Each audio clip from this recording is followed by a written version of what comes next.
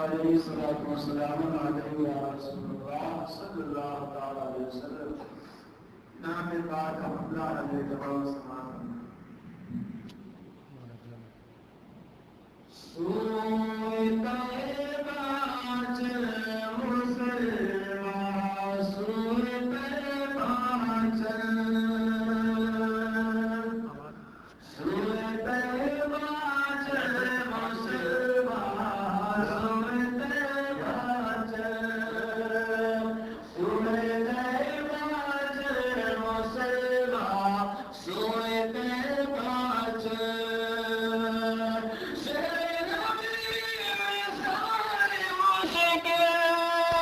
شہر نبی مثال مشکل ہو جائے گی حل سوئے طیبہ چل مسلمان سوئے طیبہ چل. اللہ اللہ شہر مدینہ عرش خداوندی کا ہے سینہ. اللہ اللہ شہر مدینہ عرش خداوندی کا ہے زینہ. جس سے مہک جاتی ہے نسلیں وہ ہے میرے آقا کا پسینہ. جس سے مہک جاتی ہے نسلیں وہ ہے میرے آقا کا پسینہ. خاک مدینہ مل جائے خاک مدینہ مل جائے تو سر آنکھوں سے مل سوئے طیبہ چل مسلمان سوئے طیبہ چل سوئے طیبہ چل مسلمان سوئے طیبہ چل. کس بیاں ہو شان پیمبر انا اعطیناک الکوثر. کس بیاں ہو شان پیمبر انا اعطیناک الکوثر. دوش سہے کونین پہ جم جم لہراتی ہے زلف معنبر. چرخ پہ چھوٹے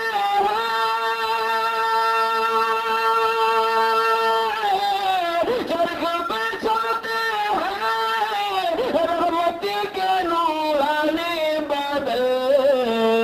سوئے طیبہ چل مسلمان سوئے طیبہ چل. شہر نبی میں سارے مشکل ہو جائے گی ہر سوئے طیبہ چل مسلمان سوئے طیبہ چل. غوث و رضا کا صدقہ لے کر سر میں نبی کا سودا لے کر. غوث و رضا کا صدقہ لے کر سر میں نبی کا سودا لے کر. ہاتھوں میں نعت احمد کا ایک ہنسی گلدستہ لے کر. دل کا شب جائے گا مدینہ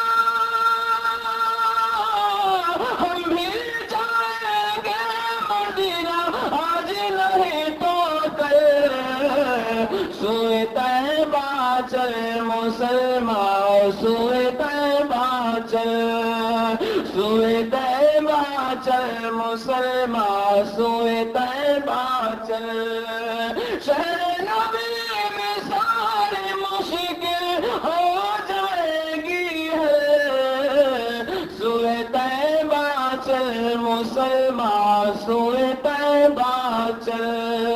درود پاک پڑھ اللہم صلی علی سیدنا سکینہ حبیبنا قریبنا معادل الجود والکرم وعلى آلہ بارک وسلم صلی علیہ الصلوۃ والسلام علیک یا رسول اللہ صلی اللہ تعالی وسلم. حضرات گرامی ایک بار پھر میں گزارش کروں گا خصوصاً محلے کے ہمارے نوجوان ساتھی اگر کہیں گھروں میں یا گلیوں میں سڑکوں پر فالتو کھڑے ہوں تو اسے مؤدبانہ گزارش ہے کہ مسجد محمدیہ میں تشریف لائیں اور اپنے علم و عمل میں اضافہ بھی کریں اور ثواب دار حاصل کریں۔ اب آپ حضرات کے سامنے اللہ مولانا مفتی محمد مسعود احمد مصباحی صاحب قبلہ تشریف لا رہے ہیں، ان کے آنے سے قبل نعرہ تکبیر نعرہ صلوات بلند کریں۔ نعرہ تکبیر، نعرہ رسالت، علماء اہل سنت، مسلک اعلی حضرت، نعرہ تکبیر، نعرہ رسالت۔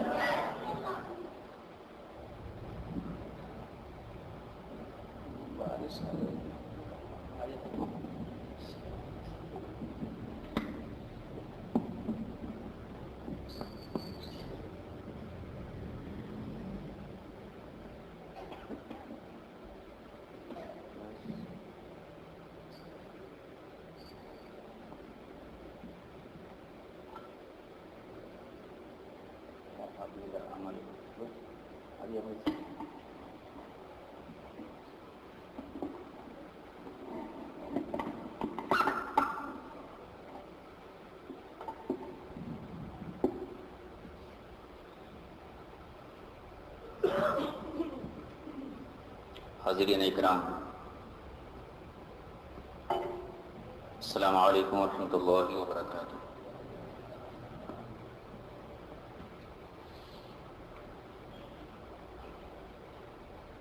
الحمد للہ الذی ہدانا صراط الطریق وجعل لنا التوفیق خیر رفیق، والصلاة والسلام علی سیدنا محمد خیر الانبیاء والمرسلین وعلى آله وأصحابه الأكرمين، أما بعد، فأعوذ بالله من الشيطان الرجيم، بسم الله الرحمن الرحيم۔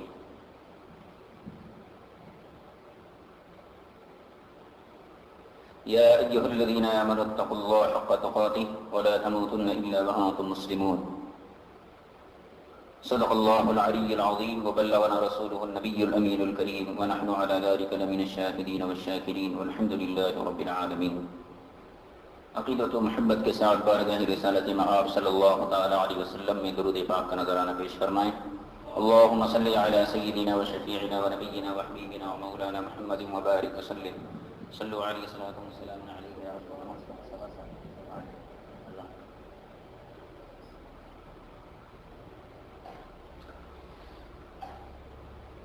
عزیزان گرامی، گھروں میں بیٹھ کر سننے والی ماں اور بہنیں،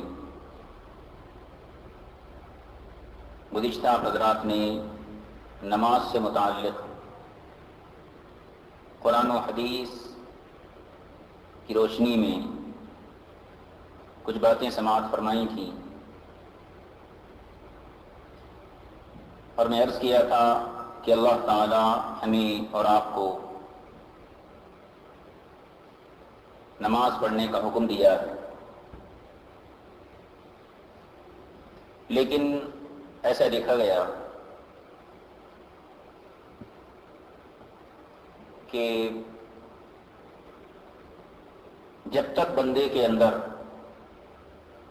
دل کے اندر خوف پیدا نہیں ہوتا، اس وقت تک بندہ اللہ کی طرف نہیں جھکتا، یا اس کو ٹھوکر لگنا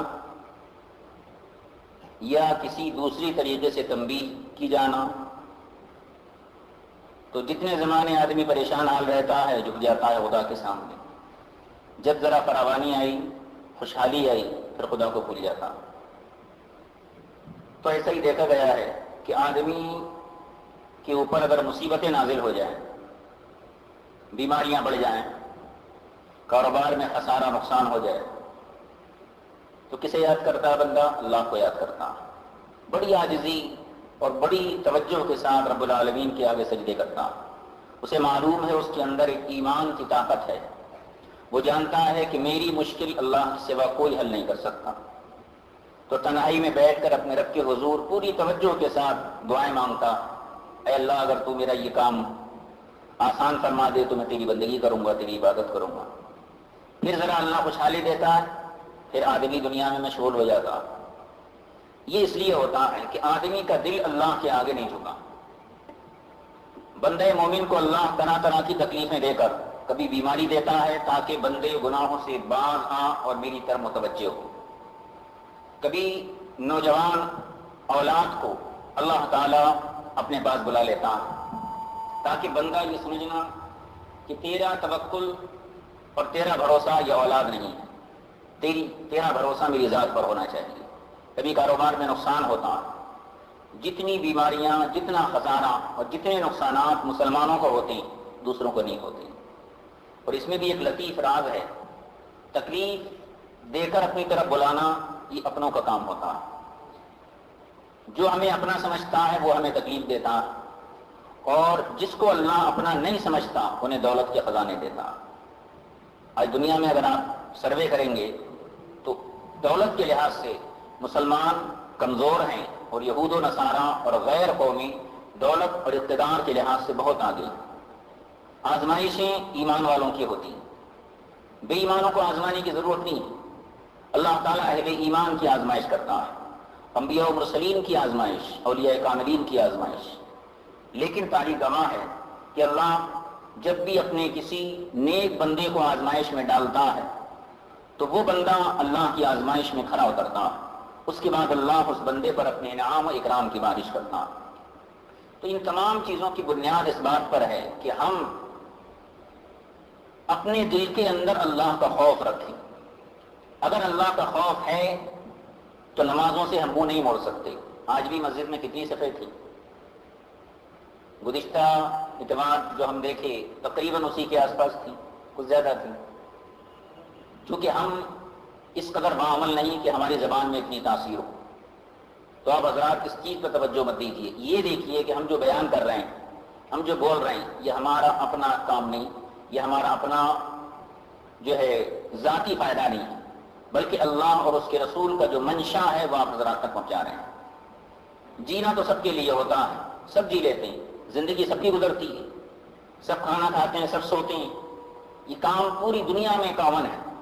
لیکن بندہ مومن کی زندگی کافروں سے بہتر ہونا چاہیے. ایک کافر بھی دنیا کے لیے جیتا ہے، اگر مومن بھی دنیا کے لیے جینا شروع کر دے تو کافر اور مومن میں فرق کیا ہے؟ سرکار دو عالم صلی اللہ علیہ وسلم فرماتے ہیں اب دنیا سجن المؤمن و جنت الکافر.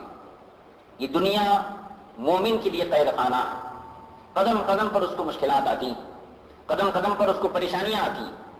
بندہ مومن اپنی ایمان کو بچا کر لے کر چلتا، اپنی ایمان کا سودا نہیں کرتا، اللہ کی نافرمانی نہیں کرتا. اور کافر اس کے لیے دنیا جنت ہے. وہ یہی سمجھتا کہ جب تک میں دنیا میں ہوں جتنا چاہوں سمیٹ لوں، جتنی دولت چاہوں حاصل کر لوں. لیکن ایمان والا دنیا سے اسی قدر لیتا ہے جتنا اس کے دین، اس کے ایمان کے لیے مفید ہو. ایک حدیث پاک میں آتا ہے رسول کریم صلی اللہ علیہ وسلم نے صحابہ اکرام سے پوچھا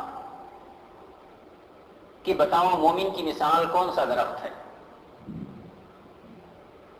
تو حضرت عمر فاروق رضی اللہ تعالیٰ عنہ فرماتے ہیں مجھے معلوم تھا کہ کون سا درخت ہے، مگر میں خاموش رہا حضور کے ادب میں، کہ حضور کی زبان سے ہم سننا چاہتے تھے وہ کون سا درخت ہے جو مومن کی مثال ہے. تو حضرت عمر فاروق کا یہ ادب کہ معلوم ہونے کے باوجود آپ خاموش رہے. آپ فرماتے مجھے معلوم تھا کہ حضور جس درخت کے بارے میں پوچھ رہے ہیں وہ کھجور کا درخت ہے، لیکن اس کے باوجود میں خاموش رہا. اسی طریقے سے حجۃ الوداع کے موقع پر حضور صلی اللہ علیہ وسلم نے صحابہ سے پوچھا اتعلمون، کیا تم جانتے ہو کہ یہ کون سا مہینہ ہے؟ تو صحابہ نے عرض کیا اللہ و رسولہ اعلم، اللہ اور اس کے رسول بہتر جانتے ہیں. تو کیا صحابہ کو معلوم نہیں تھا کہ حج کون سے مہینے میں ہوتا؟ اس کے بعد حضور نے پوچھا تم جانتے ہو آج کون سا دن ہے؟ صحابہ نے عرض کیا اللہ و رسولہ اعلم، اللہ اور اس کے رسول بہتر جانتے ہیں. تو صحابہ کا ادب بھی ایمان تھا. وہ حضور صلی اللہ علیہ وسلم سے آگے بڑھنے کی کوشش نہیں کرتے تھے. حضرت عمر فاروق رضی اللہ تعالیٰ عنہ نے فرمایا کہ مجھے معلوم تھا کہ کون سا درخت ہے، پھر بھی میں نے بھی عرض کیا یا رسول اللہ آپ بہتر جانتے ہیں، آپ کا پروردگار جانتا. تو حضور صلی اللہ علیہ وسلم نے فرمایا مومن کی مثال کھجور کا درخت ہے. کیسے؟ موسمی پتجھڑ کے موسم میں ہر درخت کے پتے زمین پہ گر جاتے ہیں، لیکن کھجور کا واحد درخت ہے کہ اس کے پتے پتجھڑ کے موسم میں بھی نہیں گرتے ہیں۔ یہ مثال ہے اس بات کی طرف کہ بندے مومن دنیا میں رہتا ہے، اس کے سامنے ماں باپ کے حقوق ہیں، اولاد کے حقوق ہیں، بیوی بچوں کے حقوق ہیں، پڑوسیوں کے حقوق ہیں، اللہ کے حقوق ہیں۔ پھر اس بڑی دنیا میں اس کے سامنے فتنے ہیں، گناہوں کا ایک بازار ہے، بے حیائی بدکرداری کا ایک بازار ہے، فتنوں کا ایک ماحول ہے، ہر طرف سے پھر شیطان ہے، اندر نفس ہے۔ ان تمام طوفانوں میں رہ کر ایک مومن ایسا اپنے ایمان پر قائم رہتا ہے جیسے طوفان میں ایک کھجور کا درخت اپنی جگہ قائم رہتا ہے۔ تو بندہ مومن اپنی ایمان کی حفاظت کرتا ہے۔ دوسری چیز، اس کا پھل بڑا میٹھا ہوتا ہے، کھجور جس کو ہم بولتے ہیں، ہر ایک انسان اس کا ذائقہ جانتا ہے، کتنی میٹھی کھجور ہوتی ہے۔ رسول پاک صلی اللہ علیہ وسلم نے اس کے ذریعے یہ پیغام دیا کہ مسلمان اپنے اخلاق، اپنی زبان، اپنے آداب میں آپس میں پیار اور محبت سے رہتے ہیں۔ یہ قرآن کریم میں اشارہ ہے رحماء بینہم، یہ مسلمانوں کی شان یہ ہونا چاہیے کہ اپنے ماحول کے اندر وہ بالکل پیار محبت سے رہیں۔ تیسری چیز، کھجور کے درخت کا حضرات دیکھیں گے بھی، اس کے پتوں میں کانٹے ہوتے ہیں، خاردار پتے ہوتے ہیں اس کے۔ یہ مثال ہے اس بات کی طرف کہ کھجور کھانے والا اگر ان پتوں سے لڑنا چاہے تو وہ زخمی ہو جاتا ہے۔ قرآن کریم میں اشارہ کیا گیا اشداء علی الکفار، کہ مومن وہ ہے جو کافروں پر سخت ہو، مسلمانوں کے معاملے میں نرم دل ہو، اور اللہ اور اس کے رسول کی گستاخوں کی جو سخت ہے وہ مومن ہے۔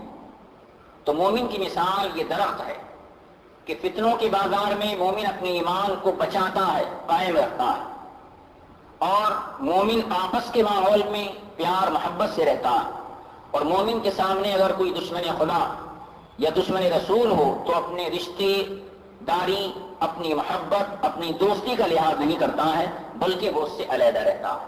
تو عزیزان گرامی، یہ حدیث پاک سے ہمیں اتنا معلوم ہوا کہ ایک مسلمان کی زندگی عام لوگوں سے مختلف ہوتی ہے۔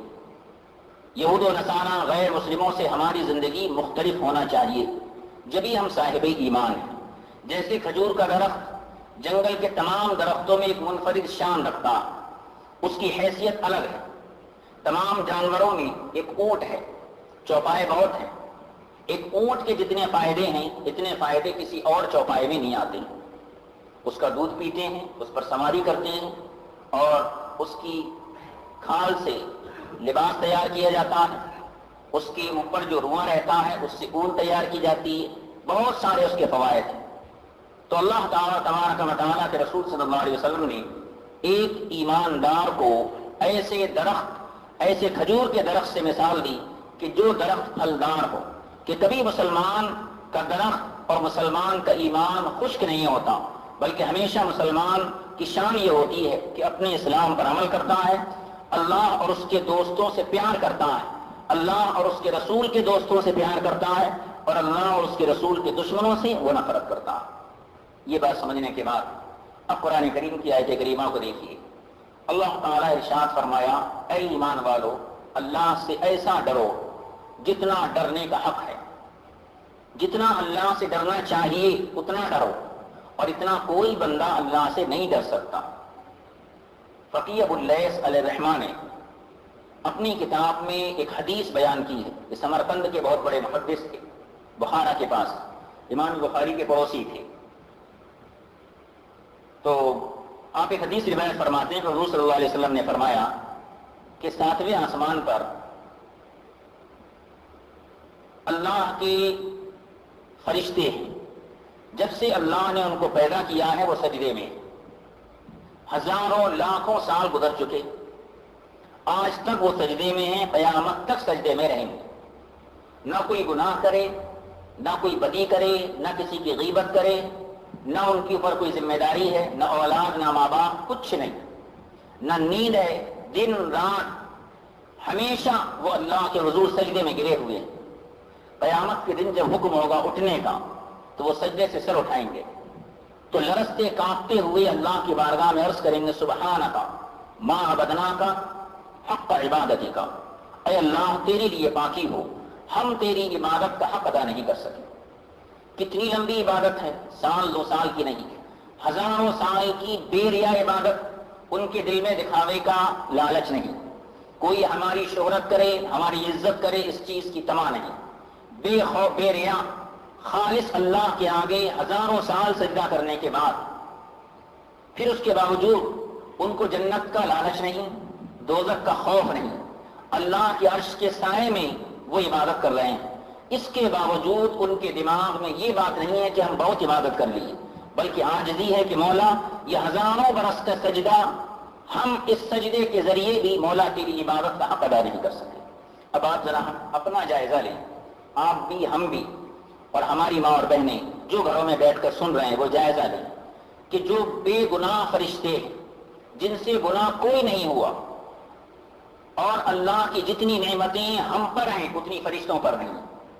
اللہ تعالی ہمیں ماں باپ دیا، فرشتوں کو ماں باپ نہیں دیا، ہمیں اللہ اولاد دیا، فرشتوں کو اولاد نہیں دیا، ہمیں بیوی بچے دیا، فرشتوں کو بیوی بچے نہیں دیا، اللہ ہم سے جنت اور اپنے دیدار کا وعدہ کیا، فرشتے سے جنت کا وعدہ نہیں ہے، ہمیں اللہ عبادت کا پورا طریقہ دیا جیسا میں بیان کیا تھا، کسی فرشتے کو اتنی بڑی عبادت کرنے کی اجازت نہیں، ہمیں زکوٰۃ کا حکم ہے، فرشتوں کو زکوٰۃ کا حکم نہیں، بے شمار دنیا کی ساری نعمتیں اللہ انسان کے لیے پیدا فرمایا، اس قدر احسانات ہم پر، اور ہماری عبادت کا حال یہ ہے کہ صبح سے شام تک 5 وقت کی نماز کے لیے ہمارا سر بھاری ہو جاتا، تو ہمیں کیا کرنا چاہیے بولیے؟ اب ایسی حالت میں اگر ہمارے گھر میں بے برکتی ہوتی ہے یا ہماری اولاد غلط راستے پر چلتی ہے تو کون اس کا ذمہ دار ہے؟ ماں باپ اور سرپرست ذمہ دار ہے کہ ہم اپنے اندر پورے دین کو داخل نہیں کر سکے، دین کے تمام احکام پر ہم عمل نہیں کر سکتے۔ اگر اولاد غلط راستے پہ چلی تو شکوہ شکایت کرتی ہیں، دوسروں کے پاس جاتے ہیں، تعویذ کراتے ہیں، دعا پڑھاتے ہیں، یہ سارے کام کرنے کی ضرورت نہیں تھی اگر بچپن سے اپنے بچوں کو اسلامی تربیت دیتے اور خود اسلام کے احکام پر عمل کرتے۔ تو عزیزان گرامی، اللہ کا خوف ایسی بڑی نعمت ہے کہ ایک خوف، ایک لمحے کا خوف اگر اللہ چاہے تو پوری زندگی کے گناہوں کو دھو دیتا، اور انسان جب بے خوف ہو جاتا تو اللہ تبارک و تعالیٰ اسے قیامت میں اس پر خوف کی بجلی ڈالتا۔ حدیث قدسی میں اللہ کے رسول صلی اللہ علیہ وسلم روایت فرماتے ہیں وعزتی وجلالی، کہ اللہ نے فرمایا مجھے اپنی عزت اور اپنے جلال کی قسم، لا اجمع علی عبدی خوفین، میں اپنے کسی بندے پر 2 خوف مسلط نہیں کرتا ہوں، فَإِذَا أَمِنَنِي فِي الدُّنْيَا أَخَفْتُهُ يَوْمَ الْقِيَامَةِ، اگر دنیا میں کوئی بندہ میرے عذاب سے بے خوف رہا تو میں قیامت میں اس پر خوف اتارتا ہوں، فَإِذَا أَخَفْتَهُ فِي الدُّنْيا فَإِذَا خَافَنِي فِي الدُّنْيا، اگر کوئی بندہ دنیا میں مجھ سے ڈرتا رہا أَمَنْتُهُ يَوْمَ الْقِيَامَةِ، تو قیامت کے دن میں اسے امن عطا فرماتا ہوں۔ تو کوئی اگر یہ چاہے کہ میں دنیا میں ہوں، میرے اوپر کوئی بیماری نہیں آتی، کوئی مصیبت نہیں آتی، کوئی میرے اوپر حملہ نہیں کرتا، میرا کاروبار بھی ٹھیک ہے، میرا معاش بھی ٹھیک ہے، ساری چیزیں صحیح چل رہی ہیں، میں بالکل بے خوف ہوں، تو یہ اس کی بھول ہے۔ اس کو چاہیے کہ اپنے اندر غور کرے، اور ہمیں چاہیے کہ ہم اپنی ذات کے اندر غور کریں کہ ہمارے دلوں کے اندر اللہ کا کتنا خوف ہے۔ یہ خوف کی نعمت اگر زندگی میں ہمیں میسر ہو گئی تو یہ بہت بڑی کامیابی ہے۔ دنیا والوں کا خوف ہمارے دلوں میں، بڑے لوگوں کا خوف، جائیداد والوں کا خوف، حکمرانوں کا خوف، بادشاہوں کا خوف، اگر اللہ کا خوف اپنے دل میں رکھیں تو ان تمام خوفوں سے اللہ تعالیٰ ہمیں بے نیاز کر دیتا۔ ایک منٹ بعد درود پاک پڑھ لیجیے۔ اللہ پانی لائیں تھوڑا سا۔ اللهم صل وسلم كما تحب وترضى بك صلی علیہ صلی اللہ تعالی علیہ وسلم۔ تو اللہ تعالیٰ اپنے خوف کی تجلی اگر کسی کو عطا فرماتا ہے تو یہ اس کے لیے بہت بڑی نعمت ہے۔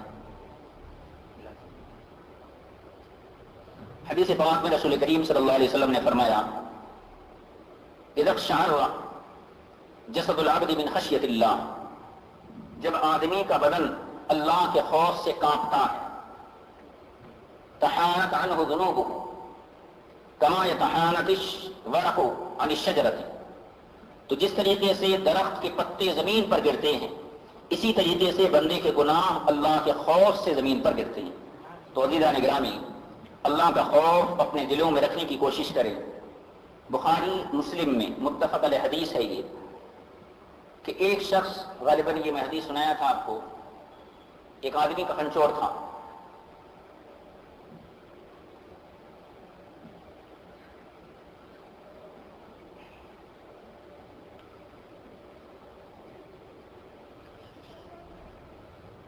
ساری زندگی کفن چوری کیا، نیکیاں نہیں کرا، گناہ کرتا رہا۔ جب بھی کوئی مردہ آتا تھا اس کا کفن نکالنا، اس کو بیچنا اور اس سے اپنا گھر چلانا، یہی اس کا کاروبار تھا، یہی اس کا معاش تھا۔ جب وہ بوڑھا ہو گیا اور قبر کھودنے کی طاقت ختم ہو گئی تو اس کے دل میں یہ خیال آیا کہ ساری زندگی میں اتنا بڑا گناہ کرتا رہا، اللہ تعالیٰ میرے گناہ کو دیکھتا رہا، مجھے دیکھتا رہا، اب میں بوڑھا ہو چکا ہوں، مرنے کا وقت آ چکا، اگر اللہ نے مجھے پکڑ لیا تو میری سزا بڑی سخت ہوگی۔ اس نے اپنے بچوں کو جمع کیا اور جمع کرنے کے بعد وصیت کیا اذ انا مت، کہ اے بیٹو جب میں مر جاؤں تو حرقونی، مجھے غسل وغیرہ نہیں دینا بلکہ مجھے آگ میں جلا دینا، ثم ذرونی فی الریح، پھر میری راکھ کو ہواؤں میں اڑا دینا، کچھ راکھ کو زمین کے اندر دفن کر دینا، کچھ راکھ سمندروں میں پھینک دینا، کچھ ہواؤں میں اڑا دینا، کیونکہ مجھے معلوم ہے لو قدر اللہ علیہ لیعذبنی عذابا ما عذب احدا، اگر اللہ نے مجھے پکڑ لیا تو میرے تمام دفتر اعمال میں سوائے کفن چوری کے، گناہ کے، معصیت کے، نافرمانی کے کوئی نیک عمل میرے پاس نہیں ہے۔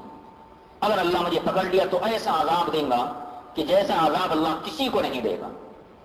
اس شخص کا انتقال ہوا، مرنے کے بعد اس کے بیٹوں نے ویسا ہی کیا، اس کو جلا کر اس کی راکھ کو فضاؤں میں، سمندروں میں، زمین میں دفن کر دیا۔ اللہ تبارک و تعالیٰ نے اس کے مرنے کے بعد زمین کو حکم دیا، فقال للارض اجمعی ما فیک، اے زمین اس کی جتنی راکھ تیرے سینے میں ہے اس راکھ کو جمع کر دے۔ سمندروں کو اللہ حکم دیا اس کی راکھ کو جمع کر، ہواؤں کو حکم دیا اس کی راکھ کو جمع کر۔ جب تمام اس کے اجزاء جمع ہو گئے اللہ نے اس کو زندہ کیا اور اس سے پہلا سوال یہ فرمایا ما حملک علی ما صنعت، تو نے جو یہ وصیت کی اس کا سبب کیا تھا؟ ہر مسلمان جب دنیا سے جاتا ہے تو اس کو دفن کیا جاتا ہے، اس کی نماز جنازہ پڑھی جاتی ہے، تو نے یہ وصیت کی کہ مجھے جلا دینا، اس کی وجہ کیا؟ تو اس نے اللہ کی بارگاہ میں عرض کیا مولا مخافتک و خشیتک، تیرے خوف اور تیرے ڈر سے مولا کریم میں نے یہ وصیت کی۔ تو اللہ تبارک و تعالیٰ کے رسول صلی اللہ علیہ وسلم فرماتے ہیں جب اس نے اپنے خوف کا حوالہ دیا تو اللہ فغفر اللہ لہ، اس ایک لمحے کے خوف کی وجہ سے اللہ زندگی بھر کے گناہوں کو معاف فرما دی اور اس آدمی کی مغفرت فرما دی گئی۔ تو دیکھیے آدمی کبھی، اب ہماری عمر 10 سال ہے، 20 سال ہے، 30 سال ہے، 50 سال ہے، ہم 50 سال نافرمانی میں گزار دیے۔ اب ہمیں خیال پیدا ہوا کہ ہم نے اتنے اتنے گناہ کیے، اور یقین رکھیے آدمی اپنے گناہ کو زبردستی بلائے تو بلائے، مگر جب بھی وہ تنہائی میں بیٹھیں گا اس کو ایک ایک گناہ یاد آتا ہے۔ اگر ہم کسی کے پیسے لے کے مار دیے، برابر جب اس کا چہرہ سامنے آتا ہے ہمیں پیسے یاد آتے ہیں، اگرچہ ہم زبان سے اس کا اظہار نہ کریں۔ جو گناہ بندہ کرتا ہے وہ گناہ اس کے ذہن میں محفوظ رہتا ہے۔ اب 50 سال کی عمر میں ہم بیٹھ کر سوچ رہے ہیں کہ 15 سال سے اب تک ہم کتنے گناہ کریں، ایک ایک گناہ کی سزا کا تصور کر رہے ہیں۔ سزا کا تصور کرتے کرتے کرتے ہمارے دل کے اندر ایک خوف کی کیفیت پیدا ہوتی کہ مولا یہ 50 سال کی زندگی میں تیری نافرمانی میں گزار دیا، اب میری زندگی کا کتنا حصہ باقی بچا؟ جو گزر گیا وہ نافرمانی میں تھا، جو آنے والا ہے اس کا بھروسہ نہیں۔ تو بندے کا دل تنہائی میں بیٹھے اور سوچے، اور اللہ نے جو عذاب بیان کیا ہے ایک ایک گناہ کا، اس عذاب کا تصور کرے تو یقین جانیے اس کے دل میں ایک کیفیت پیدا ہوگی کہ واقعی میں نے زندگی نافرمانی میں گزار دی، اب جو میرا قدم رہے گا یہ اللہ کی فرما برداری کی طرف، اللہ کی اطاعت کی طرف، نمازوں کی طرف، لوگوں کے ساتھ بھلائی اور لوگوں کے ساتھ اچھائی کرنے کی طرف. تو مسلمانوں، اللہ تبارک و تعالی جس بندے کو اپنا خوف عطا فرماتا یہ بہت بڑی دولت ہے اور بہت بڑی نعمت ہے. اللہ تبارک و تعالی سے دعائیں کیا کریں کہ اللہ تعالیٰ اپنا خوف اور اپنی خشیت اور دلوں کے اندر اللہ تعالیٰ جو ایک مومن بندے کے دل میں ایک جذبہ عبادت پیدا فرماتا ہے اس جذبہ عبادت کو طلب کریں تاکہ قبر کے عذاب سے، حشر کے عذاب سے اللہ تعالیٰ ہمیں محفوظ رہ سکے. ایک حدیث پاک میں رسول کریم صلی اللہ تعالیٰ علیہ وسلم نے فرمایا کہ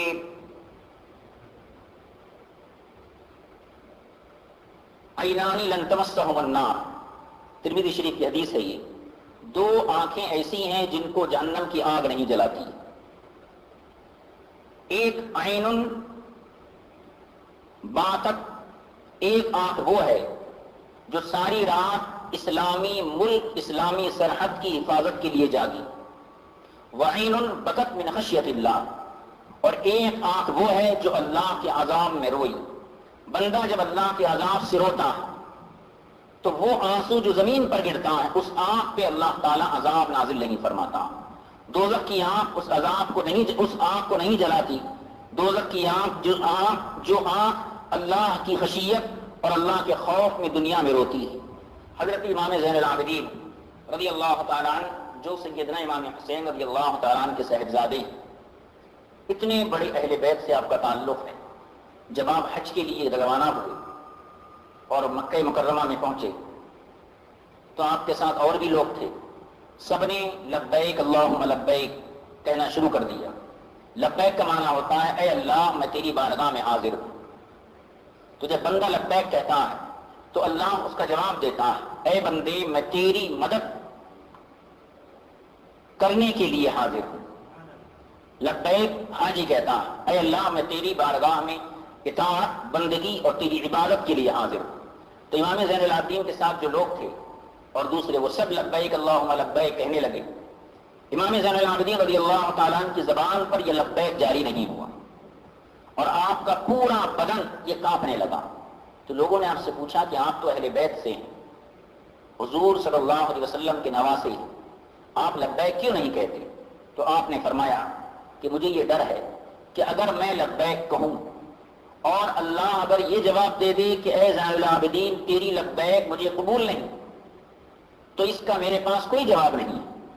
تو کتنا خوف، حالانکہ اہل بیت سے ہیں، بڑے بڑے مراتب ہیں، لیکن اللہ کا خوف دل کے اندر اتنا زیادہ ہے کہ وہ ایسی عبادت کرتے ہیں کہ جب اللہ کی بارگاہ میں یہ کہیں کہ مولا میں حاضر ہوں تو اللہ تعالیٰ جواب دیتا ہے کہ بندے ہاں مجھے تیری عبادت یہ قبول ہے اور تیری عبادت مجھے پسند ہے.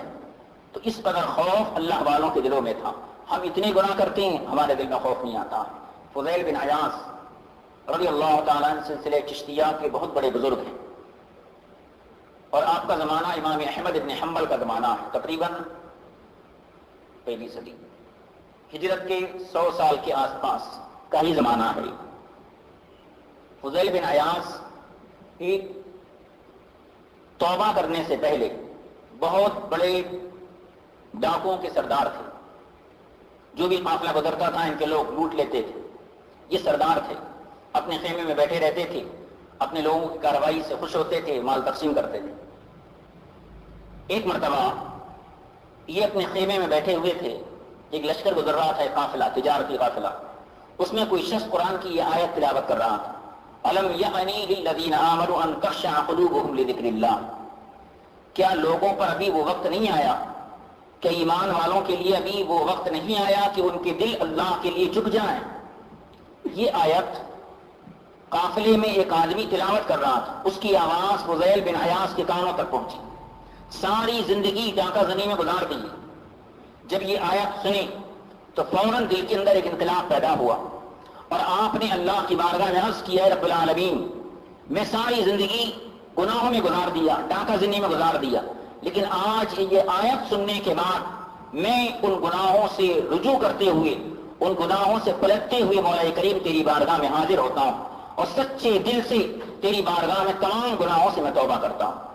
فضیل بن عیاض اسی وقت اپنے خیمے سے نکلے اور جنگلوں میں چلے گئے، ڈاکوں کو چھوڑ دیا، ساتھیوں کو چھوڑ دیا اور پوری زندگی اللہ کی عبادت میں گزار دی اور اس مقام پر پہنچے کہ ہارون رشید جو خلیفہ تھا اپنے زمانے میں، بہت بڑا خلیفہ، مسلمانوں کا بادشاہ، اس نے اپنے وزیر سے کہا کہ کسی ایسے آدمی سے مجھے ملاؤ کہ جس کے پاس بیٹھ کر میرے دل کو سکون ملے۔ تو خلیفہ کا وزیر ایک عالم دین کے پاس لایا جن کا نام حضرت سفیان ثوری تھا، بہت بڑے محدث۔ آ کر آواز دی گئی تو سفیان ثوری نے کہا کہ پہلے مجھے اطلاع کر دیتے تو میں خود دربار میں حاضر ہو جاتا ہوں۔ بادشاہ نے جب یہ سنا تو بادشاہ نے کہا کہ یہ آدمی کے پاس ہمارے دل کو سکون نہیں مل سکتا جو بادشاہ کی رضا طلب کرے۔ اس کے بعد آپ کا وزیر حضرت فضیل بن عیاض کے پاس آپ کو لے کر آیا، دروازے پر آواز دی گئی تو آپ نے اندر آواز دی گئی کہ خلیفۃ المسلمین آپ کے دروازے پر حاضر ہیں، آپ سے ملاقات کرنا چاہتے ہیں۔ تو آپ نے اندر سے ایک آیت کی تلاوت آ رہی تھی، ام حسب الذین نجترحوا السیئات ان نجعلهم کالذین آمنوا وعملوا الصالحات، کیا گناہ کرنے والے یہ سمجھتے ہیں کہ ہم ان کو نیکوں کاروں کی طرح بنا دیں گے؟ یعنی کیا بدکار یہ سمجھتے ہیں کہ ہم انہیں اچھے لوگوں کے ساتھ کر دیں گے؟ یہ آیت جب ہارون رشید نے سنی تو اس نے کہا اپنے وزیر سے، یہ آیت میرے اطمینان کے لیے کافی ہے، لیکن پھر بھی تم آواز دو۔ آواز دی گئی تو اندر سے فضیل بن عیاض نے فرمایا کہ بادشاہ میرے دروازے پر کیوں آیا؟ مجھے بادشاہ کے خزانے سے کوئی لالچ نہیں اور میرے پاس کوئی ایسا خزانہ نہیں کہ جس کا بادشاہ ضرورت مند ہو، لہذا میں اجازت نہیں دیتا کہ وہ میرے گھر میں داخل ہو۔ خلیفہ مسلمین وقت کا بادشاہ، لیکن اگر اللہ والا اتنا بے نیاز، اتنا مستغنی کہ ایک مرتبہ اللہ کا خوف دل میں پیدا ہوا تو بادشاہ دروازے پر کھڑا ہے مگر آپ اس کو اندر آنے کی اجازت نہیں دیتے۔ بادشاہ بولا میں شاہی حکم سے تمہارے گھر کے اندر داخل ہوتا ہوں۔ بادشاہ آ گیا، آپ ایک چراغ کی روشنی میں قرآن کی تلاوت کر رہے تھے، جیسی بادشاہ آیا چراغ کو بجھا دیے تاکہ اس کا چہرہ اپنا دیکھیں۔ حالانکہ وہ کافر نہیں تھا، مسلمان تھا اور بہت حدیثوں کا حافظ تھا، مگر دنیا دار بادشاہ تھا، دولت مند تھا، تو اللہ والے دولت مندوں سے دور رہتے تھے، ان کے دل میں اللہ کا خوف رہتا تھا، کسی بادشاہ کا خوف نہیں رہتا تھا۔ آپ نے چراغ کو بجھا دیا، بجھاتے ہی وہ ہاتھوں کے ذریعے حضرت فضیل بن عیاض کو ٹٹولنے لگا، دیکھنے لگا اندھیرے۔ تو حضرت فضیل بن عیاض کا ہاتھ اس کے ہاتھ میں آ گیا تو آپ نے اسی اندھیرے میں اس سے فرمایا کہ اے بادشاہ، تیرا ہاتھ کتنا نرم و نازک ہے، کاش یہ ہاتھ جہنم کی آنکھ سے آزاد ہو جاتا۔ یہ کتنی بڑی نصیحت تھی۔ ایک کونسلر اگر آیا تو ہم اس سے یہ نہیں کہہ سکتے تم نماز کیوں نہیں پڑھ رہے ہیں، نہیں تو ہمارا جینا حرام کر دیتا ہو، ہمیں ڈر ہے۔ لیکن اللہ والوں کو دنیا کا خوف نہیں ہوتا، جس کے دل میں اللہ کا خوف ہے وہ دنیا کا خوف نہیں رکھتا۔ بادشاہ سے آپ فرماتے ہیں کہ تیرا یہ نرم و نازک ہاتھ اور تیرا یہ خوبصورت چہرہ کہیں ایسا نہ ہو کہ دوزخ کی آگ میں جلے، کاش یہ چہرہ، یہ ہاتھ دوزخ کی آگ سے محفوظ رہتا۔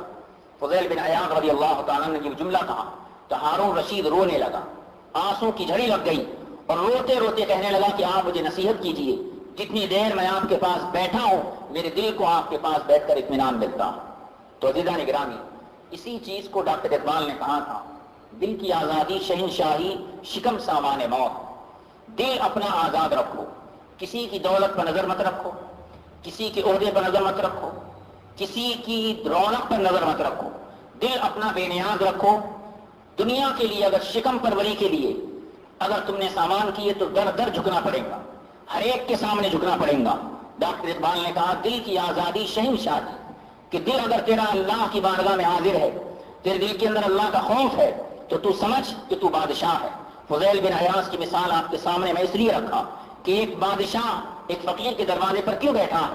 اسی لیے تو بیٹھا ہے کہ ہارون رشید کے پاس دنیا کی دولت ہے، مگر فضیل بن عیاض علیہ الرحمہ کے پاس خوف الہی اور محبت الہی کی دولت ہے کہ بادشاہ دربار میں بیٹھا ہے اور ایک محتاج غلام بن کر بادشاہ وقت حاضر ہے۔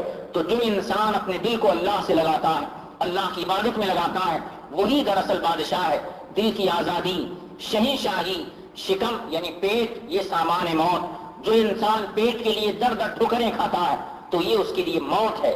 فیصلہ تیرا تیرے ہاتھوں میں ہے، دل یا شکم۔ اے انسان تو فیصلہ کر، تیرا فیصلہ تیرے ہاتھ میں ہے.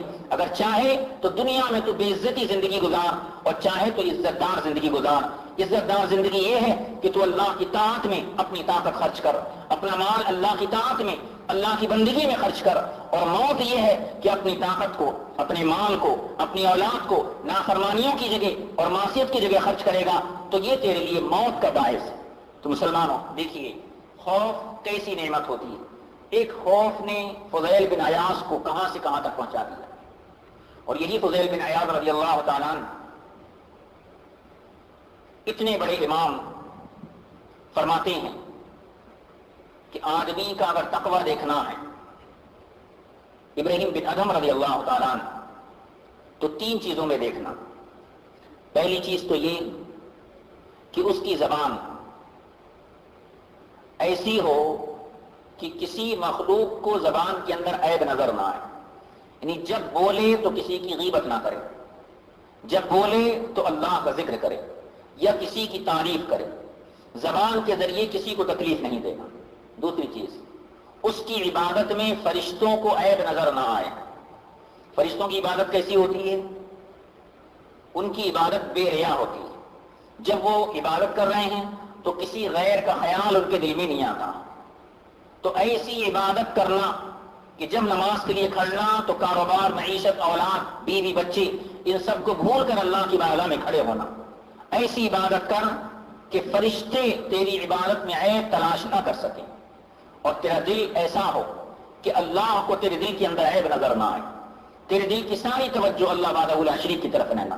تو جس انسان کے اندر یہ 3 چیزیں ہوتی ہیں کہ زبان میں مخلوق کو عیب نظر نہ آئے، عبادت میں فرشتوں کو عیب نظر نہ آئے اور دل کو اللہ تعالیٰ صاف اور پاک ملاحظہ فرمائے، تو ایسا بندہ متقی ہوتا ہے اور پرہیزگار تقوی والا ہوتا ہے.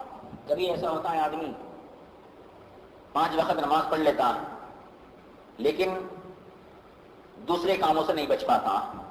مثلا کسی کو گالی دینے کا تو گالی بھی دے لیتے ہیں، کسی سے رنجش ہے اس کی برائی بھی کر لیتے ہیں، کہیں زمین جائیداد کا مسئلہ ہے تو تھوڑی بہت ناجائز قبضہ بھی کر لیتے ہیں، کئی پیسوں کا معاملہ ہے تو دینا کتنے ہیں اس سے کم دے دیتے ہیں، جہاں جیسا موقع ملا اپنی دنیا سنوار لیتے ہیں. تو یہ تقویٰ نہیں ہے. فقی ابو اللیث علیہ الرحمٰن نے تقوی کے لیے 7 چیزیں بیان کی ہیں جس میں سے 2-4 چیزیں میں عرض کر دیتا ہوں. پہلی چیز تو یہ زبان کے بارے میں عرض کر دیا. دوسری چیز یہ کہ آدمی کی نگاہ حرام چیز سے دور رہے. حدیث پاک میں سرکار ارشاد فرماتے ہیں من ملأ عینہ من الحرام ملأ اللہ یوم القیامہ عینہ من النار. جس نے دنیا میں اپنی آنکھ کو حرام چیز سے بھر لیا، نامحرم عورت کو دیکھنا یہ حرام ہے. مثلا سگی بہن، ماں، بیوی، بیٹی، بھانجی، بھتیجی، پوتری، نواسی، یہ محرم ہے. نامحرم کو قصدن دیکھنا یہ حرام ہے. راستے پہ بیٹھے ہیں، اگر کوئی بچی، کوئی مسلمان یا غیر مسلم، اس میں کوئی تخصیص نہیں، مسلمان کو دیکھنا بھی اتنا ہی گناہ ہے، غیر مسلم کو بھی دیکھنا اتنا ہی گناہ ہے.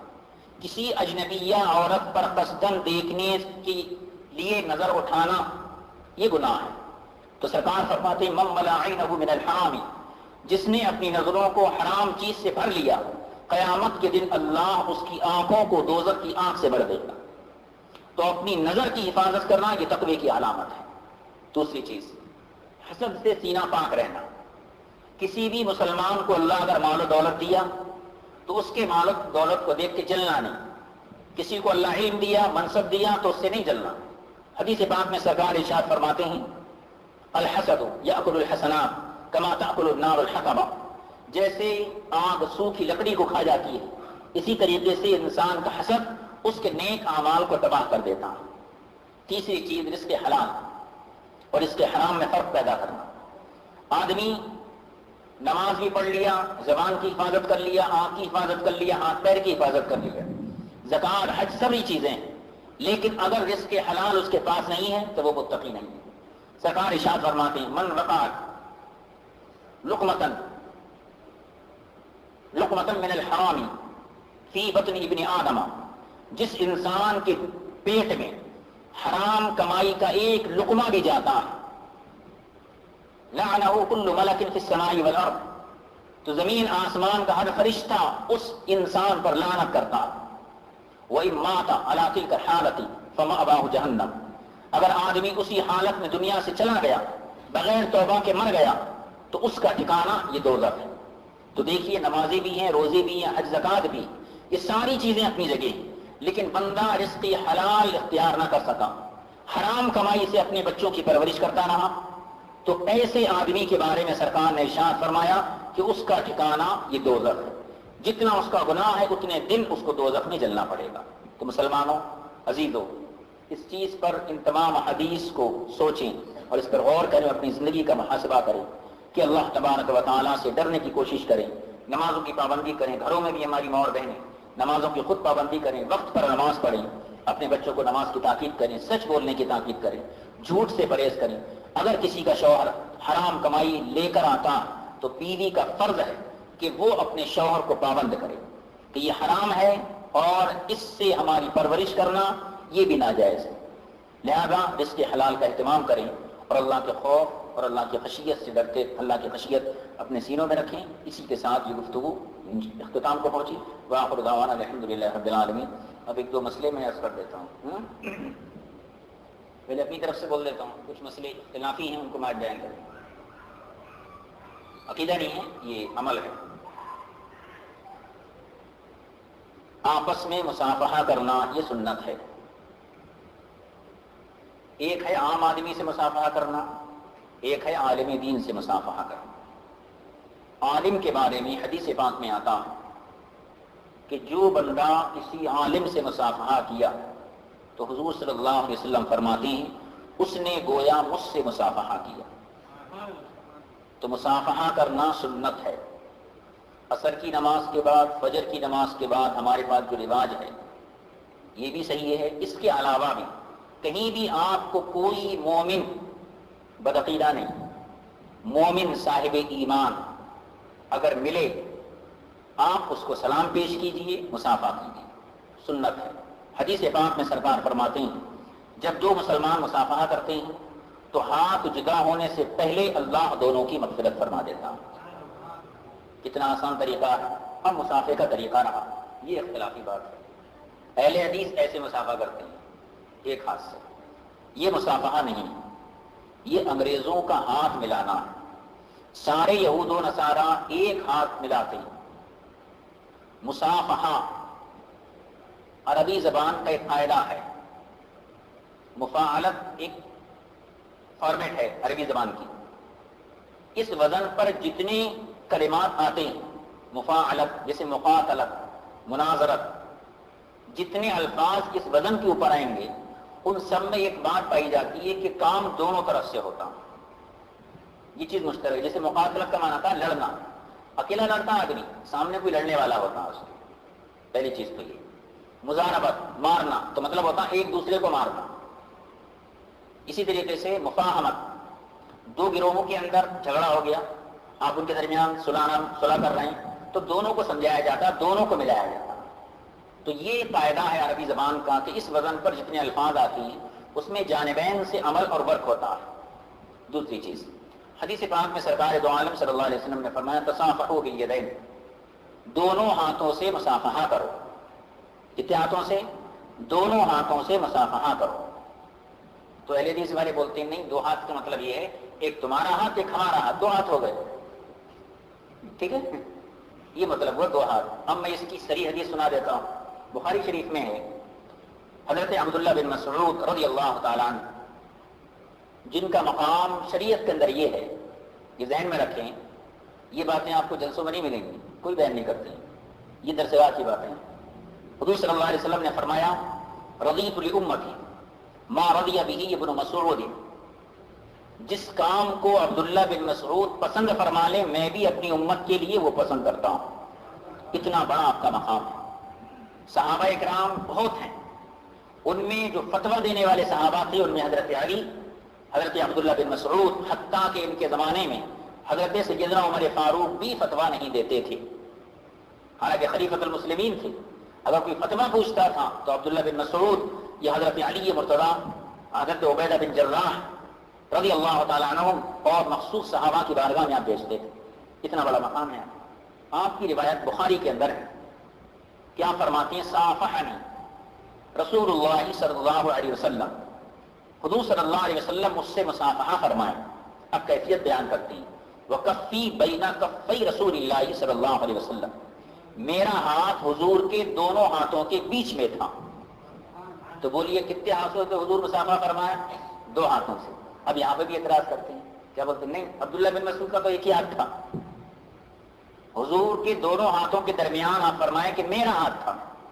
تو یہاں کہتے ہیں نہیں، عبداللہ بن مسعود تو ایک ہی ہاتھ سے کرے. تو ہم جواب اس کا یہ دیں گے کہ بھائی ایک عمل حضور کا ہے، ایک صحابی کا عمل ہے. کس کے عمل میں زیادہ طاقت ہے؟ حضور کے عمل میں زیادہ طاقت ہے. تو اگر تم حضور کے عمل کو چھوڑ رہے ہیں تو صحابی کی تقلید ہو گئی. تقلید تمہارے پاس شرک ہے. ٹھیک ہے. تو یہاں پر عبداللہ بن مسعود رضی اللہ تعالیٰ عنہ کے ایک ہاتھ کا تذکرہ ہے تو اس پر یہ جواب ہے. حالانکہ ایسا نہیں ہے، ایک ہاتھ سے آپ نے مصافحہ نہیں کیا تھا بلکہ دونوں ہاتھوں سے ہی کیا تھا. ایک چیز ذرا میں بتاتا ہوں تمہیں. ادھر ٹھیک ہے نا، ایسے ہاتھ میں لو. بھابھی ہیں گیمیاں ایسے. دیکھیے اب یہ صورت دیکھ لیجیے آپ.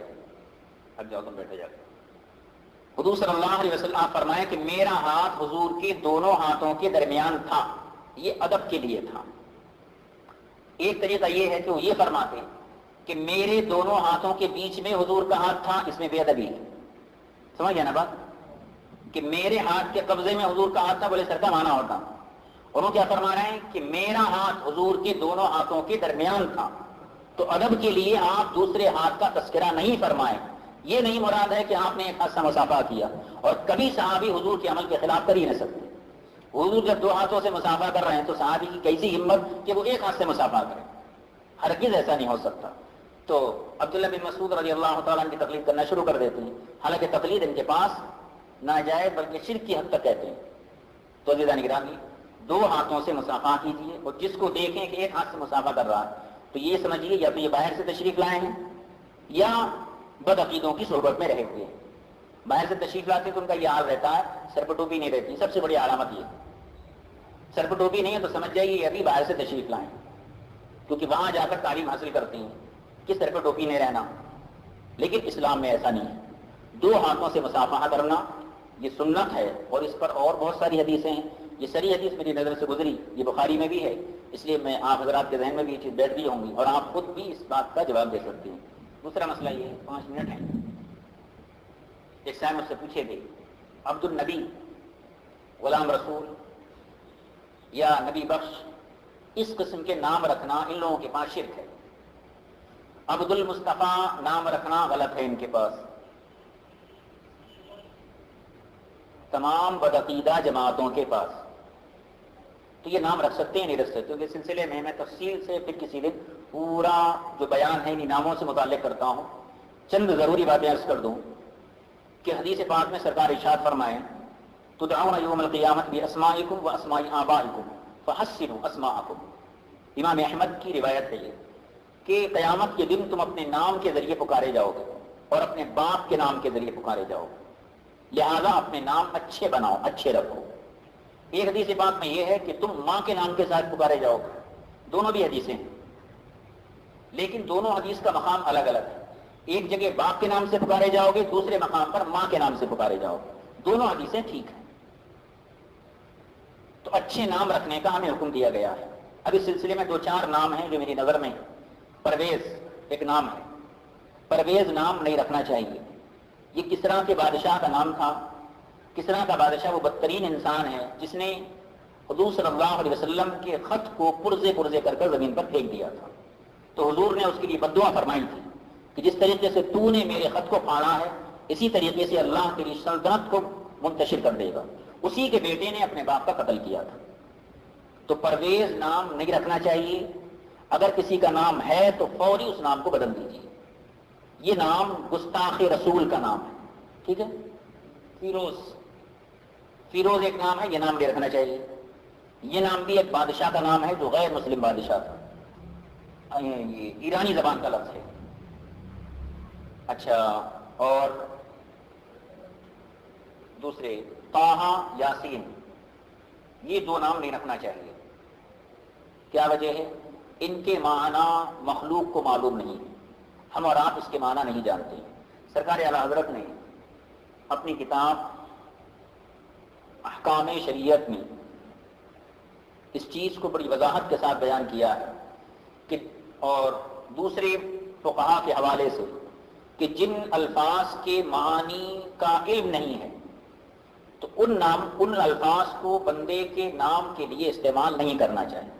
ہو سکتا ہے اس کے ایسے معنی ہو جو صرف اللہ کے ساتھ خاص ہوں، ایسے معنی ہو جو صرف حضور کے ساتھ خاص ہوں. تیسری چیز یہ، اگر کسی کا نام آپ محمد رکھ رہے ہیں تو اس کی تعظیم کیجیے. اگر وہ کوئی غلط کام کیا تو غلط کام پہ جب تنبیہ کر رہے ہیں، ماں باپ ہی ہیں مثلا، بچے کو تنبیہ کرنا ضروری ہے، تنبیہ جب کر رہے ہیں تو اس کے نام کا استعمال مت کیجیے. حدیث پاک میں سرکار نے فرمایا کہ جب تم اپنے بچوں کا نام میرے نام پہ رکھو تو اس نام کی تعظیم کرو اور اس کو مجلس میں جگہ دو. جس کا نام محمد یا احمد ہے اس کے نام کی بھی تعظیم کرو، اس کی بھی تعظیم کرو. اگر وہ مجلس ہے تو مجلس میں فوری اس کے لیے جگہ دو. تو جس کا نام رکھنا چاہیے، اپنے بچوں کا نام محمد احمد رکھنا چاہیے، بہت برکت کا نام ہے. لیکن پکارنے کے لیے کوئی دوسرا نام رکھ لیجیے، لیکن ایسا نام رکھیے جو شریعت کے دائرے میں ہو.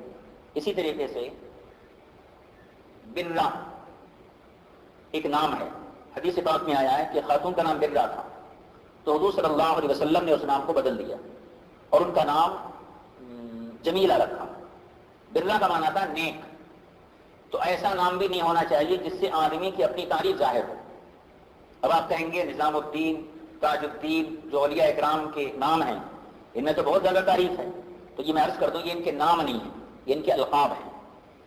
علماء نے، صوفیاء اکرام نے، ان کے پیروکاروں نے ان کی خدمات کو دیکھتے ہوئے ان کو یہ القاب عطا فرمائے.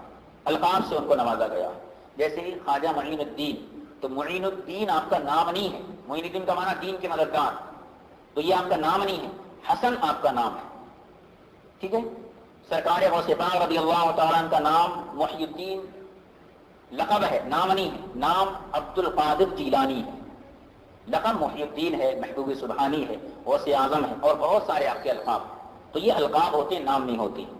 حضور جو ہے قطب الدین بختیار کاکی، خواجہ نظام الدین اولیاء ہیں. یہ تمام اولیاء اکرام جن کے شروع میں ہم القاب استعمال کرتے ہیں، اور القاب سے یہ ظاہر ہوتا ہے کہ اس میں عظمت ہے. تو یہ القاب انہوں نے خود نہیں بنائے بلکہ دوسرے علماء نے ان کی خدمات کو دیکھتے ہوئے یہ القاب ان کے لیے پسند فرمائے. تو نام ایسا رکھیں کہ جس سے آدمی کا گناہ گار ہونا بھی ثابت نہ ہو اور نیکوکار ہونا بھی ثابت نہ ہو. ایک عورت کا نام آسیہ تھا، عین سے. حضور صلی اللہ علیہ وسلم کی بارگاہ میں وہ آئیں تو حضور نے ان کا نام پوچھا تو انہوں نے کہا آسیہ، تو آپ نے ان کا نام بدل کر زینب رکھا کہ ایسا نام بھی نہیں رہنا جس سے آدمی کا گناہ گار ہونا ثابت ہو، اور ایسا نام بھی نہیں رہنا جس سے آدمی کی تعریف پیدا ہو. یہ دو چیزوں کا ناموں میں خیال کرنا. اب باقی رہا عبد النبی، عبد المصطفیٰ، اس کی دلیل میں یہ دے دوں تو وہ لوگ یہ کہتے ہیں کہ بھائی عبد سب اللہ کے بندے ہیں، حضور کے بندے نہیں. اس کی دلیل قرآن کریم میں ہے. اللہ تعالیٰ فرمایا وَأَنْكِحُوا الْأَيَامَ مِنْ عِبَادِكُمْ وَإِمَائِكُمْ، تم نکاح کرو اپنی باندیوں سے اور اپنے غلاموں سے جو تمہاری ملکیت میں ہیں. تو یہاں پر حضور اللہ تعالیٰ نے ہمارے غلاموں کو ہمارا عبد کہا کہ یہ تمہارے عبد ہیں، تمہارے غلام ہیں. ایک دلیل. دوسری یہ حضرت سیدنا عمر فاروق رضی اللہ تعالیٰ جب منصب خلافت پر بیٹھے تو آپ کا اتنا روب تھا کہ لوگوں نے راستوں میں بیٹھنا بند کر دیا. گھر کے باہر چبوترے رہتے ہیں، لوگوں نے حضرت عمر فاروق کے خوف سے چبوتروں پہ بیٹھنا بند کر دیا کہ جب آپ خلیفہ نہیں تھے تو اتنی شدت تھی آپ کے اندر، اب تو آپ خلیفہ ہیں، اب تو کسی کو بھی نہیں چھوڑیں گے. تو بہت خوف تھا آپ کا. آپ نے جب یہ چیز دیکھی تو آپ منبر رسول پر جلوہ گر ہوئے اور آپ نے خطبہ ارشاد فرمایا. وہ خطبے میں آپ نے یہ جملہ ارشاد فرمایا تھا فَكُنْتُ مَعَ رَسُولِ اللَّهِ صلی اللہ علیہ وسلم. اے لوگوں، جب تک حضور صلی اللہ علیہ وسلم دنیا پر باحیات اور بظاہر ہمارے درمیان تھے، فَكُنْتُ عَبْدُهُ وَخَادِمَهُ، تو میں حضور کا بندہ، حضور کا خادم تھا. تو حضرت عمر فاروق نے اپنے لیے یہ کہا کہ میں حضور کا عبد ہوں. تو عبد سے مراد کیا ہے؟ حضور کا غلام ہوں، حضور کا خادم ہوں. تو عبد کا استعمال اس طور پر کرنا کہ اس کی نسبت حضور کی طرف ہو، یہ بھی جائز ہے. اور اس پہ بہت ساری حدیثیں ہیں، وہ ہم انشاءاللہ پھر کبھی مناسب موقع پہ عرض کر دیں گے. آپ کو کچھ پوچھنا تو آپ پوچھ لیجیے. مصافحہ دو ہاتھوں سے کرنا. نام عبداللہ، عبد المصطفیٰ، عبد النبی، نبی بخش، یہ نام رکھ سکتے ہیں. محمد احمد نام نہیں رکھنا، نبی احمد نام نہیں رکھنا. یہ دو نام نہیں رکھنا کہ محمد بھی حضور کا نام ہے، نبی بھی حضور کے لیے. نبی احمد، محمد احمد دونوں بھی حضور کے نام ہیں، تو ایسے نام نہیں رکھنا. صرف محمد رکھنا، صرف احمد رکھنا، آگے پیچھے کچھ لگا لینا.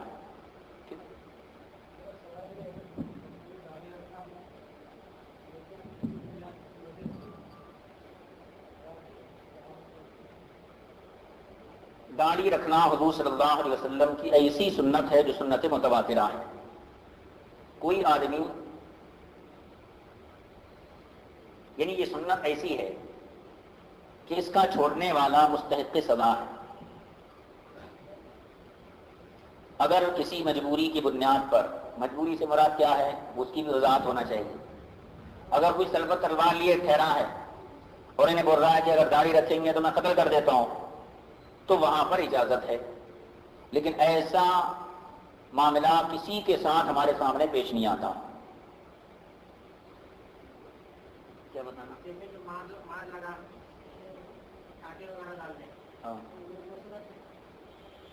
ہاں کچھ زخم وغیرہ ایسا آیا کہ وہاں پر ٹانکے وغیرہ لگانا، تو ویسی صورت میں جو ہے اتنے بال نکالنا جائز ہے، لیکن اسی حد تک کہ جس حد تک ضرورت پوری ہو جائے. ضرورت سے زائد کرنا یہ جائز نہیں ہے. ایک صحابی رسول صلی اللہ علیہ وسلم، ایک راستے پر ان کا مکان تھا، حضور صلی اللہ علیہ وسلم کا وہاں سے گزر ہوتا تھا، تو ان کی داڑھی میں صرف 2 بال تھے. تو حضور صلی اللہ علیہ وسلم جب بھی گزرتے تھے وہ حضور کے انتظار میں بیٹھ جاتے تھے کہ حضور صلی اللہ علیہ وسلم تشریف لا رہے ہیں. تو حضور ان کو دیکھتے، ان کی داڑھی کو دیکھ کر آپ مسکراتے تھے. ایک مرتبہ ان کے دل میں یہ خیال پیدا ہوا کہ 2 ہی بال ہیں اور بہتر یہ ہے کہ ان کو نکال دوں. میں نکال دیے.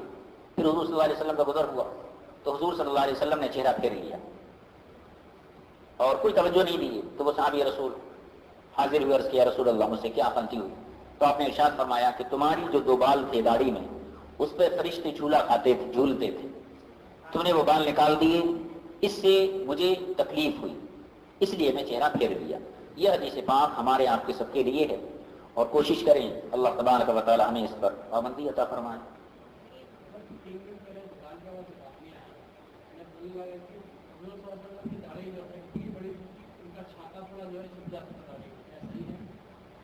ایسا نہیں ہے. حضور صلی اللہ علیہ وسلم نے دین کے اندر کوئی ایسی چیز کو داخل نہیں کیا کہ جو بھلی معلوم نہ ہو. خوبصورتی رہنا حضور صلی اللہ علیہ وسلم کی سنت ہے کہ جب داڑھی 1 مشت سے زیادہ، 1 مشت 2 انگل سے زیادہ ہو جائے تو ویسی صورت میں شریعت نے اجازت دی ہے کہ اس کو تراش سکتے ہیں. تراشنے کا حکم جب ہوتا ہے جب داڑھی کی کوئی حد متعین ہو. اگر شریعت میں داڑھی کی کوئی حد متعین نہیں ہوتی، یہودیوں کی طرح ہوتی، تو تراشنے کا تذکرہ حدیثوں میں نہیں آتا.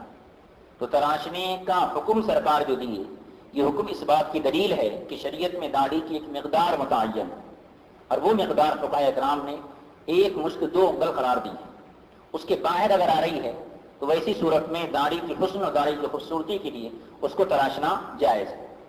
داڑھی کو لمبا چھوڑ دینا، اتنا لمبا چھوڑ دینا کہ بے احتیاطی ہو اور دیکھنے میں دیوانے معلوم ہو، اس کی اسلام اجازت نہیں دیتا.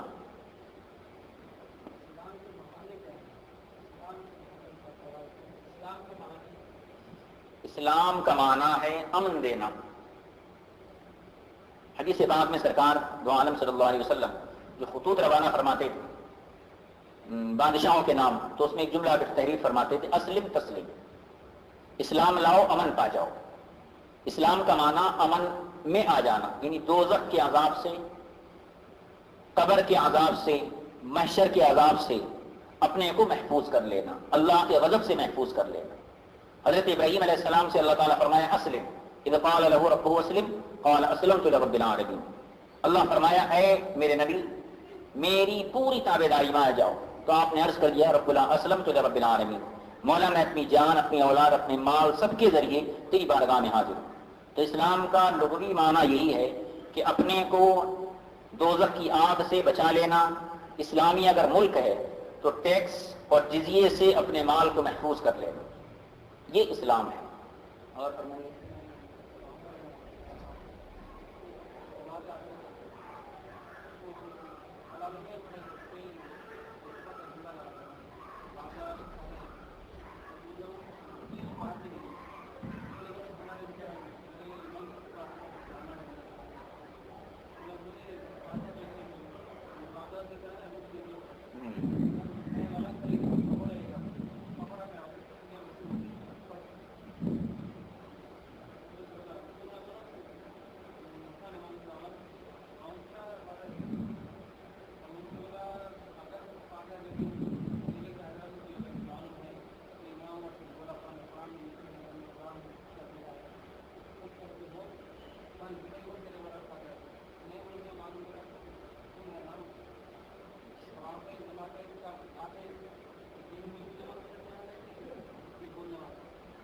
دیکھیے، فاتحہ یہ جائز ہے، واجب فرض نہیں ہے.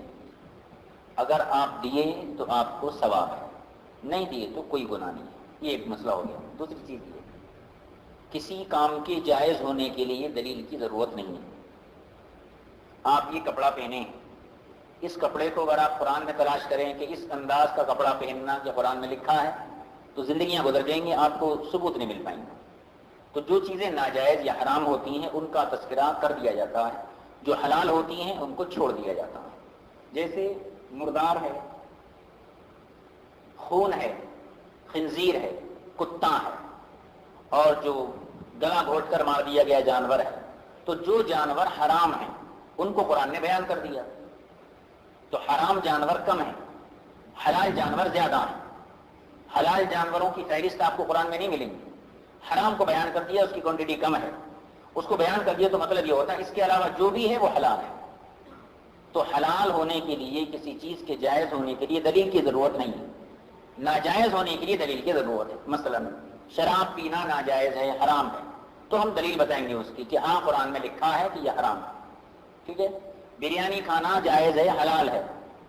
اب کوئی دلیل پوچھیں گا تو وہ دیوانہ ہی ہے کہ حلال کے لیے دلیل کی ضرورت نہیں ہے، حرام ناجائز کے لیے دلیل کی ضرورت ہوتی ہے. داڑھی کاٹنا حرام ہے، دلیل ہونا. داڑھی رکھنا کیا بولتے ہیں، داڑھی کی بے حرمتی کرنا یہ ناجائز ہے، گناہ ہے. اس کی دلیل آپ کو دی جائیں گی. تو ہمیشہ قرآن اور حدیث کا یہی معمول ہے کہ جو چیزیں ناجائز ہوتی ہیں ان کو بیان کر دیا جاتا ہے. حدیث پاک میں مشکات کی ہے، 2 منٹ ہیں. حضور صلی اللہ علیہ وسلم فرمایا کہ اللہ تعالیٰ تم پر حج فرض کیا. تو صحابہ نے عرض کیا فی کل عام، کیا ہر سال حج فرض کیا گیا؟ تو حضور نے ارشاد فرمایا، تھوڑی دیر آپ خاموش رہے اور اس کے بعد آپ کے چہرہ بدلا اور آپ نے فرمایا لو قلت نعم لوجبت علیکم، اگر میں ہاں کہہ دوں تو تمہارے اوپر ہر سال حج فرض ہو جائے. تو بات میں کوئی ادنا نہیں، جتنا حکم مل رہا ہے اس پر عمل کر لینا. اب رہی فاتحہ کی بات، اب یہ مضمون بڑا طویل ہے. فاتحہ میں جتنی چیزیں پڑھی جاتی ہیں وہ سب قرآن سے ہیں. اس میں وید یا گرنتھ نہیں پڑھی جاتی ہے، گیتا نہیں پڑھی جاتی ہے، سب قرآن کی آیتیں پڑھی جاتی ہیں. اب یہ ہے کہ وہ سامنے رکھ کے پڑھ رہے ہیں، اگر کوئی سامنے نہیں رکھتا جب بھی کوئی حرج نہیں. کھانا پک رہا ہے آپ وہیں پہ فاتحہ دے سکتے ہیں، کوئی حرج نہیں. سامنے اس لیے رکھتے ہیں کہ کھانا ادب کی چیز ہے، اور اگر یہی ہے کہ چیز سامنے ہو، اگر ہمارے سامنے کوئی پیٹ کر کے بیٹھ جائے تو ہمیں تکلیف ہوتی ہے، اپنی عزت کا احساس ہوتا. کھانا رزق ہے، اللہ تعالیٰ دیا ہے تو اس کی عزت یہ اس کو سامنے رکھتے ہیں. اور ایک حدیث میں صراحت بھی ہے کہ رسول کریم صلی اللہ علیہ وسلم نے کے سامنے کوئی چیز حاصل کی گئی، مشکات کی حدیث ہے، آپ حدیث پاک میں یہ کہ آپ اس پر کچھ پڑھے. اب حضور پڑھے تو کیا پڑھے ہوں گے؟ قرآن ہی پڑھے ہوں گے، قرآن کی ہی آیتیں ہوں گی. اس کے بعد کچھ چیز تقسیم کر دی گئی تو سامنے رکھ کر فاتحہ دینا اس حدیث سے ثابت ہے. ٹھیک ہے. اسی بات پر جو ہے ہم اپنے گفتگو کو ختم. اور کچھ پوچھنا ہے گا؟ ایک دو مسئلہ پوچھ سکتے ہیں.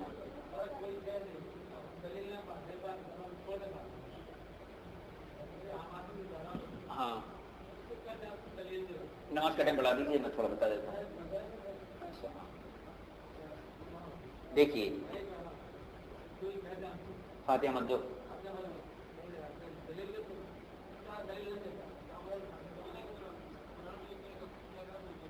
اچھا، میں اس کا تفصیلی جواب دے دیتا ہوں آپ کو. اگر کوئی بولا فاتحہ مت دو، ٹھیک ہے، تو آپ اس کے جواب میں یہ بولیے کہ فاتحہ دلانا یہ اہل سنت والجماعت کی علامت ہے، یہ ذہن میں رکھیے آپ، ٹھیک ہے، واجب یا فرض نہیں ہے۔ ہندوستان میں آپ رہ رہے ہیں، آپ کی آئیڈینٹی ہوتی ہے، ایک آئی ڈی پروف ہوتا ہے کہ آپ یہاں کے باشندے ہیں، اس بات کا ثبوت ایک کارڈ کے اوپر ہوتا ہے، ٹھیک ہے۔ اسی طریقے سے اہل سنت والجماعت جو حق جماعت ہے، صحابہ کرام کی حیات کے بعد سے ہر زمانے کے لحاظ سے ایک علامت بنائی گئی۔ مثلا امام اعظم ابو حنیفہ رضی اللہ تعالیٰ عنہ کا زمانہ جو 80 ہجری سے لے کر 150 ہجری تک کا ہے، جس میں صحابہ بھی موجود تھے، تو امام اعظم کے زمانے میں اہل سنت والجماعت نے ایک نشانی بنائی کہ اہل سنت وہ ہے جو شیخین سے محبت کرے، شیخین کی فضیلت رکھے اور خانتین سے محبت کرے۔ شیخین کون ہیں؟ حضرت صدیق اکبر، حضرت عمر فاروق۔ جو ان دو کو سب صحابہ سے افضل جانے وہ اہل سنت ہے، اور جو حضرت علی، حضرت عثمان غنی سے محبت رکھے وہ اہل سنت ہے۔ یہ چیز آپ کو پورے قرآن میں کہیں نہیں ملیں گی۔ امام اعظم اس چیز کو پروف کرے اور اس کو اہل سنت کی علامت قرار دی۔ تبلیغی جماعت بھی اس چیز کو مانتی ہے۔ تو اس زمانے میں چونکہ حضرت علی کے دشمن تھے، اہل بیت کے دشمن تھے ایک طرف حضرت سیدنا صدیق اکبر، سیدنا عمر فاروق کے دشمن تھے، تو دونوں دشمنوں سے اہل سنت کو الگ کرنے کے لیے اس وقت کے علماء نے ایک نشان یہ بنایا کہ سنی وہ ہے جو حضرت سیدنا صدیق اکبر، عمر فاروق کو سارے صحابہ سے افضل جانے، اور ان دو صحابہ حضرت عثمان غنی، حضرت مولا کائنات سے محبت کرے۔ یہ ہو گیا۔ اس کے بعد اور زمانہ گزرا، حضرت امام احمد ابن حنبل کا زمانہ آیا، تو اسلامی عقائد میں ایک بات اور داخل کی گئی۔ اس زمانے میں فتنہ نکلا خلق قرآن کا کہ قرآن اللہ کی مخلوق ہے۔ اہل سنت اور قرآن کا عقیدہ یہ ہے کہ قرآن مخلوق نہیں ہے، اللہ کی صفت ہے۔ تو ایک چیز ایڈ کر دی گئی کہ اہل سنت وہ ہے جو قرآن کو اللہ کی صفت اور اللہ کا کلام مانے۔ اب اس سے وہ لوگ نکل گئے جو قرآن کو اللہ کی مخلوق کہتے ہیں۔ اسی طریقے سے زمانے کے اعتبار سے جیسے جیسے فتنے نکلے ویسے ویسے اہل سنت والجماعت نے اپنی علامتیں مقرر کی۔ اب آپ اپنے زمانے کے اندر آ جائیے، اور تھوڑے پہلے حضرت مجدد الفسانی کے زمانے میں ایک نیا کام نکلا کہ اسلام میں یہ ہے کہ بادشاہ کو سجدہ کیا جائے۔ اکبر نے یہ عقیدہ نکالا، ٹھیک ہے، تو اس وقت مجدد الفسانی رضی اللہ تعالیٰ عنہ کھڑے ہوئے اور آپ نے اس عقیدے کا رد کیا، اور آپ نے فرمایا کہ سجدہ تعظیمی کسی بھی بندے کے لیے حرام ہے، ٹھیک ہے۔ اس کے بعد اور آگے سرکار اعلیٰ حضرت کا زمانہ آیا۔ اس زمانے تک ہندوستان میں، ایشیا میں یہ حال تھا کہ لوگ غوث پاک کا بھی نام لیتے تھے اور بدعقیدے بھی تھے، خواجہ صاحب کا نام بھی لیتے تھے، بدعقیدے بھی تھے، حتیٰ کہ امام اعظم کا نام لیتے تھے مگر بدعقیدے تھے۔ تو ہندوستان کے اہل سنت والجماعت کے ایمان کی حفاظت کے لیے کچھ ایسی چیزیں علماء نے بنائی قرآن و حدیث کی روشنی میں کہ جس کے ذریعے ہمارے ایمان کی حفاظت اور ہمارے دین کی پہچان ہوتی ہے۔ ان میں سے کھڑے ہو کر سلام پڑھنا یہ ہماری آئیڈینٹی ہے، ہماری علامت ہے، ٹھیک ہے۔ فاتحہ پڑھنا یہ ہماری علامت ہے۔ تو دوسروں سے اپنے کو ممتاز کرنے کے لیے جیسے ہر ملک کا ایک جھنڈا ہوتا ہے، اس جھنڈے کے ذریعے وہ ملک دوسرے ملک سے ممتاز ہوتا ہے، اپنی ایک شناخت رکھتا ہے۔ اسی طریقے سے ہمارے علماء کا یہ احسان ہے کہ اہل سنت کی عوام کو بدعقیدوں سے الگ کرنے کے لیے کچھ چیزیں انہیں ایسی دی گئیں کہ جس پر اگر وہ عمل کرتے رہیں گے تو ساری زندگی بدعقیدے نہیں بن سکتے۔ اور آپ تجربہ کر لیجئے، اگر کسی گھر میں جب تک فاتحہ ہے وہ گھر بے عقیدہ نہیں ہوتا، جب تک 11ویں ہے وہ کبھی بدعقیدے نہیں ہوتی۔ ہاں اگر چھوڑ دیں گے تو ممکن ہے کہ کوئی بدعقیدہ ان کو پکڑ لے۔ تو یہ اس بات کی ضمانت ہے کہ آپ 11ویں منائیں، آپ کے ایمان کی حفاظت ہے، آپ 12ویں منائیں، آپ کی ایمان کی حفاظت ہے، آپ جھنڈا لگائیں، آپ کی ایمان کی حفاظت ہے، آپ خیر کے سلام پڑھیں، آپ کی ایمان کی حفاظت ہے۔ تو یہ علماء کا احسان ہے کہ اپنی فکر، اپنی تدبر کے ذریعے ہماری ایمان کی حفاظت کے لیے کچھ ایسی چیزوں کو منتخب فرمائے کہ جو ہمیں دوسروں سے ممتاز بھی کرتی ہیں اور ہمارے ایمان کی حفاظت بھی کرتی ہے. سمجھ میں آ گیا نا بھائی؟ ہاں وضو بنا کے اینک پہن لیے تو وضو نہیں ٹوٹتا. ٹھیک ہے, اینک میں دیکھے آئینے میں دیکھے بھی تو نہیں ٹوٹتا. ٹھیک ہے,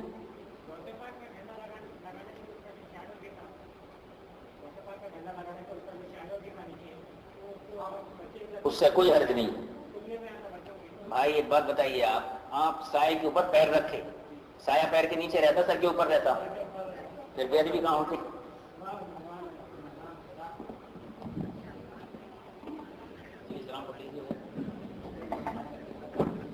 صلی اللہ علیہ محمد صلی اللہ علیہ وسلم.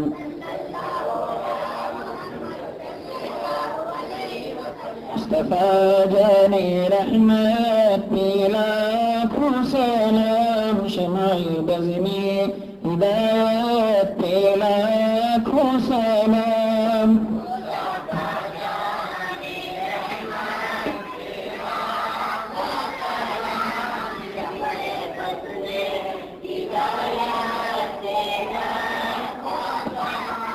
جس کی تسکین سے روتے ہوئے ہنس پڑے, اس تبسم کی عادت پہ لاکھوں سلام.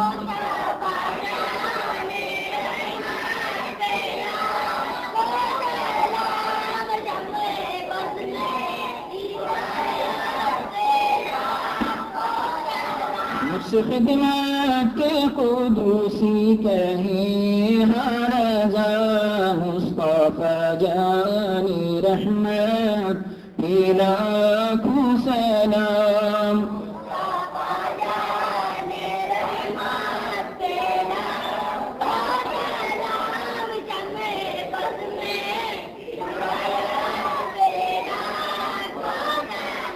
إن الله وملائكته يصلون على النبي يا أيها الذين آمنوا صلوا عليه وسلموا تسليما. اللهم صل وسلم كما تحب وترضى بها وتصلي عليه صلى الله تعالى عليه وسلم. سبحان ربك رب العزة عما يصفون وسلام على المرسلين والحمد لله رب العالمين. لا إله إلا الله.